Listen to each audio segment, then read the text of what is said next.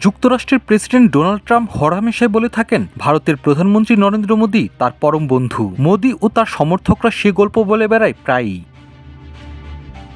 তবে বন্ধুত্বের এই সম্পর্ক হার মেনেছে স্বার্থের কাছে। পণ্যে শুল্ক বসাতে মোদীকে তিল পরিমাণ ছাড় দেননি ট্রাম্প। ভারতের শুল্ক নীতির কড়া সমালোচনা করে দেশটির পণ্যের উপর প্রতিশোধমূলক শুল্ক আরোপ করেছেন তিনি।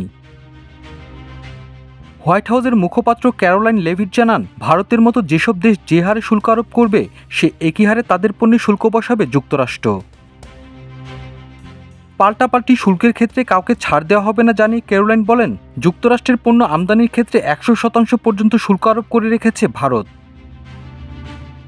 এদিকে ভারতের বিরোধী রাজনৈতিক দল কংগ্রেসের এমপি ও সাবেক অর্থমন্ত্রী পি চিদাম্বরম বলেছেন, ট্রাম্প যদি ভারতীয় পণ্যের উপর শুল্ক আরোপ করেন তবে 3 থেকে 6 মাসের মধ্যে ধ্বংস হয়ে যাবে ভারতের অর্থনীতি। ক্ষমতায় আসার পর থেকেই বিভিন্ন দেশের সঙ্গে শুল্ক যুদ্ধের ঘোষণা দিয়ে আসছেন যুক্তরাষ্ট্রের president Donald Trump. Canada, Mexico, চীন ও ইউরোপের বিভিন্ন দেশের সঙ্গে ভারতের উপরও অতিরিক্ত শুল্ক আরোপের হুমকি দিয়ে আসছিলেন তিনি। পি চিদাম্বরম বলেন, পার্লামেন্টে বিষয়টি নিয়ে আলোচনা হওয়া জরুরি। আমরা একেবারেই অন্ধকারে আছি।